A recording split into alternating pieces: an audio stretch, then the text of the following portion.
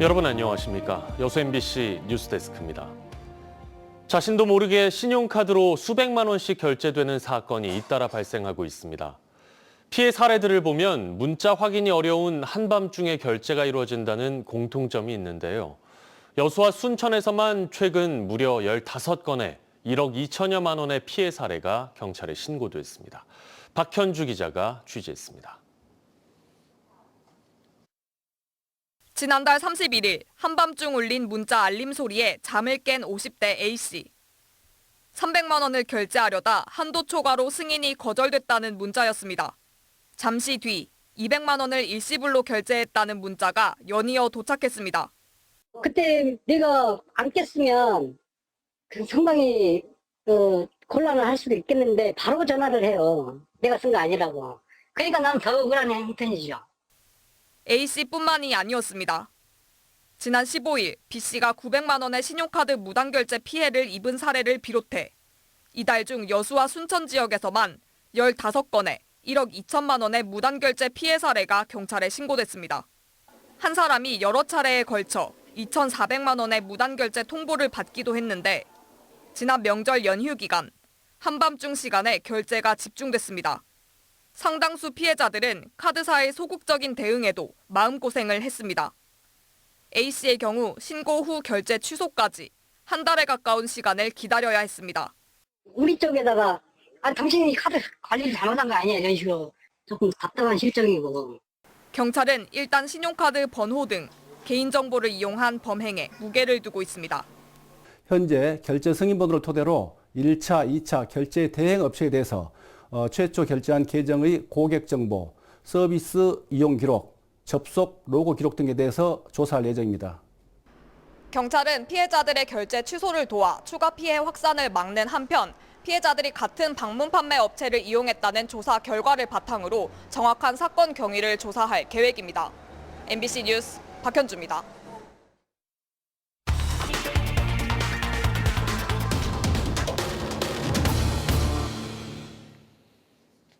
100일도 남지 않은 이번 선거에서 지금 가장 치열한 선거전이 펼쳐지는 곳은 바로 광양입니다. 지난 20년간 무소속 단체장을 배출했지만 지금은 민주당 소속 후보들이 공천을 놓고 접전을 펼치고 있는데요. 광양의 선거 판세 최황지 기자가 전해드립니다. 지난 선거에서 무소속으로 민주당 후보를 꺾고 당선됐던 정인화 광양시장. 이번엔 민주당 소속 시장 후보 입장에서 같은 당 소속 출마자들의 거센 도전에 직면해 있습니다. 이 같은 양상은 최근 각 매체의 여론조사 결과에서 확인됩니다. 이달 초 실시된 여론조사, 정인화 시장이 우세한 흐름을 보이고 있지만 박석연 전 여수광양항만공사 사장과 오차범위한 접전 양상입니다. 하지만 이후 실시된 다른 기관의 여론조사에서 판세가 역전된 결과도 나옵니다. 각 조사 기관과 표본, 대상 후보들이 달라 단순 비교는 쉽지 않지만 박성현 전 사장과의 대결 구도는 확인됩니다. 정책 공방도 달아오르고 있습니다. 전남 광주 행정통합 논의와 맞물려 반도체 산업단지 유치 문제가 핵심 쟁점으로 떠올랐습니다. 일각에선 해룡 세풍산단 유치론이 제기된 가운데 정인화 시장은 2차 전지 특화단지인 해룡 세풍 대신 공사 중인 율촌 2산단에 반도체 산단을 유치하잔 이른바 율촌론을 내세웠습니다. 이에 대해 박성현 전 사장이 완공에 시간이 걸리는 율촌 산단은 적절하지 않다며 반대 입장을 밝힌 겁니다. 이런 가운데 정인화 시장은 이전 출마 후보의 지지 선언을 이끌어가며 세력 결집에 나서고 있고 김태균 도의회 의장은 풍부한 의정 경험을 배경으로 이충재 민주당 당대표 특보는 중앙과의 연결고리를 바탕으로 지지세를 넓혀가고 있습니다. 초반부터 치열한 경쟁 구도가 가열되면서 향후 탈당과 무소속 출마까지 재현될 수 있다는 관측이 나오는 상황. 광양시장 선거전은 경선 이후까지 예측하기 힘든 구도가 이어질 것이란 전망이 우세합니다. MBC 뉴스 최양지입니다. 민주당이 광역단체장에 이어 기초단체장과 광역의원들에 대한 공천 절차에 들어갔습니다. 민주당 정밀심사 대상에 포함됐던 일부 지역 시장 군수 선거 입지자들은 적격 판정을 받아 본격 선거전에 뛰어들었습니다. 이 밖에 오늘 선거 관련 소식들을 김단비 기자가 정리했습니다. 더불어민주당 전남도당이 기초단체장과 기초광역의원 후보자 면접 일정을 공개했습니다. 기초단체장의 경우 오는 7일 목포시와 나주시, 여수시, 순천시를 시작으로 이틀 동안 실시하고 기초의원은 오는 2일부터 나흘 동안, 광역의원은 오는 9일과 10일 이틀 동안 진행합니다. 민주당 예비후보 정밀심사 대상에 포함됐던 전남 동부지역 시장 군수선거 입지자들이 최종 적격 판정을 받았습니다. 여수에서는 이광일 전남도의회 부회장이 정밀심사에서 적격 판정을 받았고 순천에서는 오하근 전 순천시장 후보가 정밀심사를 통과해 오늘 시장 예비후보로 등록했습니다. 고흥에서는 안정민 전 군의원이 정밀심사를 통과했습니다. 민주당 최고위원회는 전남도당에서 계속심사 대상자로 분류한 72명 가운데 62명을 적격 판정하고 나머지 10명은 반려해 사실상 탈락시켰습니다. 오늘 정밀심사를 통과한 이광일 부회장이 기자회견을 열고 10여 년 전 집행유예 전력을 두고 온라인상에서 자신을 비방하는 댓글 등이 이어져 경찰의 수사를 의뢰했다고 밝혔습니다. 이 부회장은 앞으로도 공정선거를 방해하는 행위에 대해서는 강력히 대응하겠다고 전했습니다. 오는 6월 지방선거를 90일 앞둔 다음 달 5일부터 선거 관련 규제가 대폭 강화됩니다. 전남선관위는 이날부터 후보자 관련 출판기념회와 의정부고회 개최가 금지되고 입후보하려는 공무원은 3월 5일까지 사직해야 한다고 밝혔습니다. 특히 이번 선거부터는 인공지능 기술을 이용한 딥페이크 영상은 조작 표시 유무와 상관없이 선거운동에 활용할 수 없습니다. MBC 뉴스 김담입니다. 민주당 서울시장 후보로 떠오르고 있는 여수 출신 정원호 성동구청장의 구청 힐링센터 조성을 놓고 정치권의 공방이 확산하고 있습니다.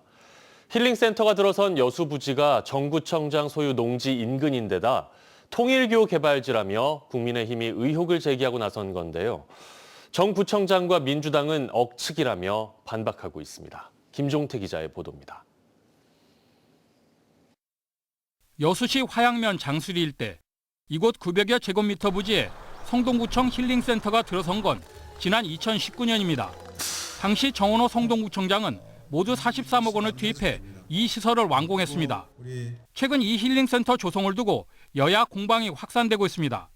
국민의힘 안철수 의원은 오늘 자신의 페이스북에 기초자치단체장이 만드는 주민휴양시설을 정 구청장 고향인 여수에 나아가 구청장 소유의 농지와 가까운 위치에 성동구 공금을 들여 건설했다고 주장했습니다.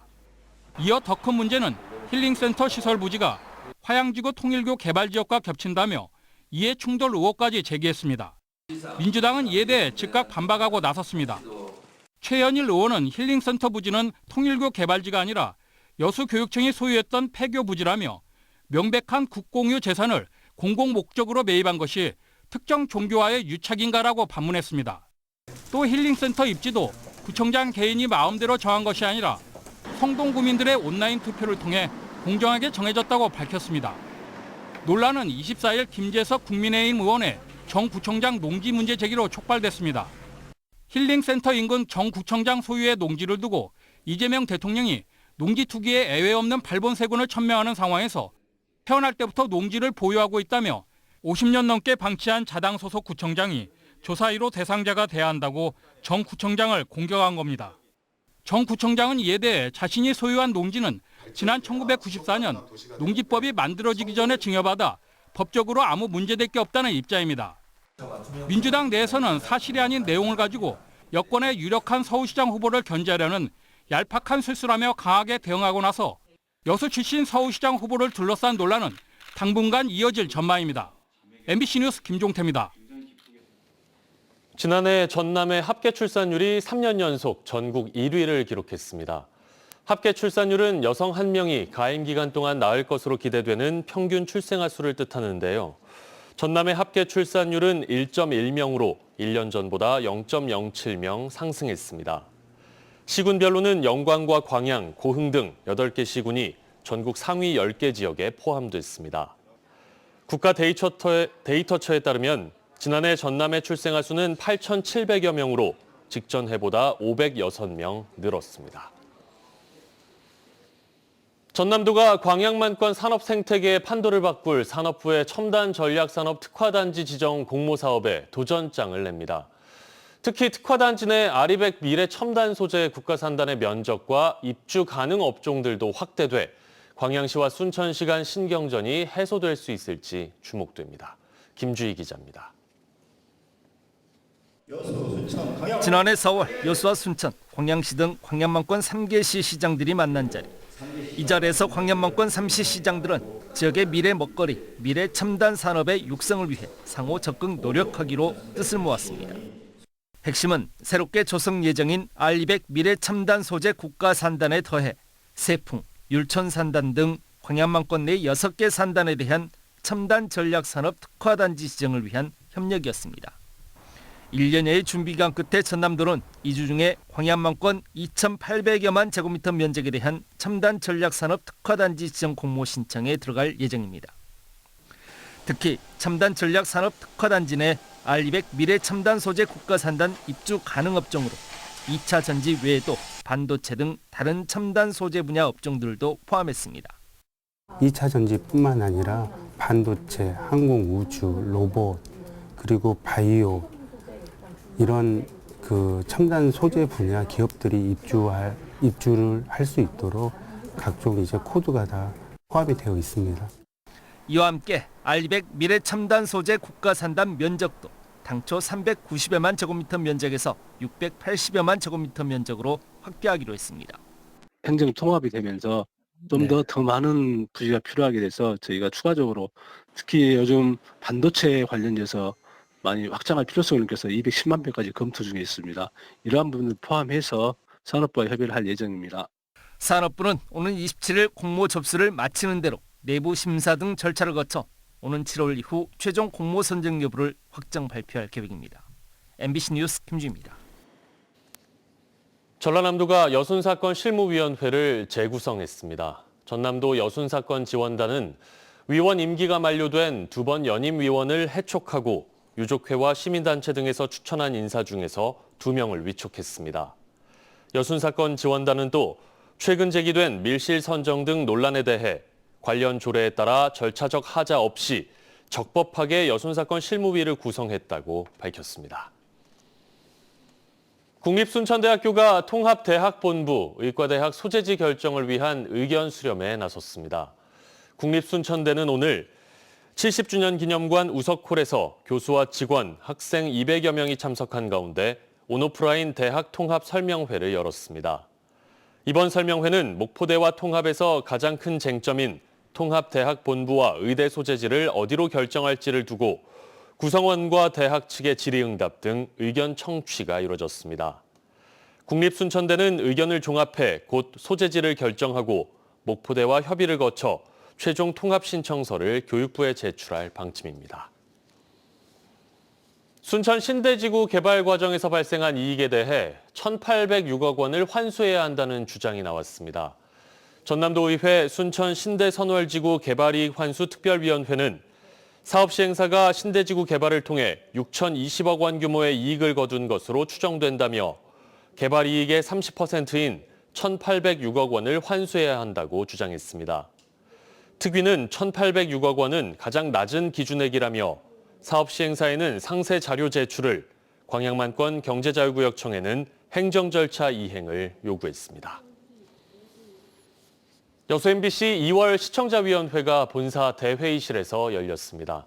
시청자위원들은 행정통합과 지방선거 등 대형 이슈들에 대한 집중 보도를 의미 있게 평가하면서 이슈의 다양성에 대한 배려도 필요하다고 주문했습니다. 또 철강, 석유화학 산업 등 지역의 주력 산업군에 대한 정책과 산업용 전기요금 체계의 변화 방향 등에도 구체적인 대안 제시가 필요하다고 강조했습니다. 날씨입니다. 내일도 흐린 날씨가 이어지겠고 새벽부터는 약한 비가 내리겠습니다. 전남 동부권의 내일 아침 최저 기온은 5에서 8도, 한낮 최고 기온은 12도에서 13도로 평년보다 조금 높겠습니다. 바다의 물결은 남해서부 앞바다에서 0.5에서 1.5m, 먼 바다에서는 최고 3.5m까지 일겠습니다. 기상청은 내일 이른 새벽부터 오전까지 5mm 안팎의 비가 내리겠다며 출근길 교통안전에 유의할 것을 당부했습니다. 비렁길로 유명한 여수 금오도 지방도가 새롭게 정비됩니다. 전남도는 오늘 금오도 지방도 착공식을 열고 여수세계 섬박람회 성공 개최와 섬주민 교통기본권 강화를 위해 3단계에 걸쳐 지방도 정비공사를 진행한다고 밝혔습니다. 1단계 사업으로 섬박람회 개최 전 기존 도로를 우선 정비한 뒤 금오도와 대두라도, 월호도를 잇는 해상교량 건설과 돌산에서 연도까지 이어지는 지방도의 국도 승격을 추진할 계획입니다. 순천 성가로울로병원이 올해 전국에서 단 한 곳만 선정되는 권역 심뇌혈관 질환센터로 최종 선정됐습니다. 보건복지부는 지난해 전남을 대상으로 공모를 실시했으며 여러 평가를 통해 사업 계획과 치료 역량, 시설 조직, 인력 적정성 등을 종합적으로 검토했습니다. 이번 선정에 따라 성가로울로병원은 전남 전역을 아우르는 권역 단위 심뇌혈관 질환 치료와 관리를 책임지는 거점 병원 역할을 수행합니다.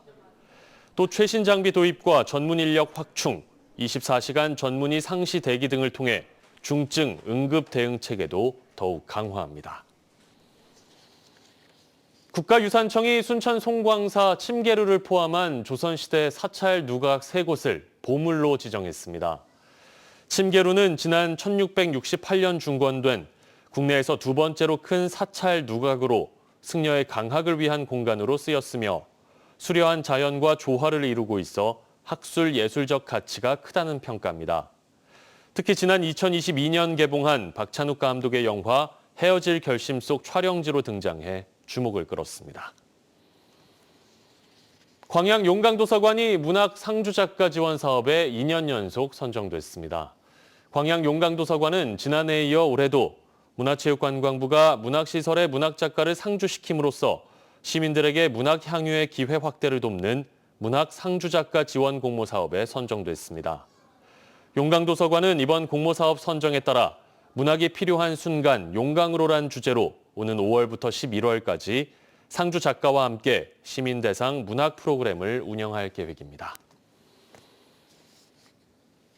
여수 MBC 뉴스데스크 마칩니다. 시청해주신 여러분 고맙습니다.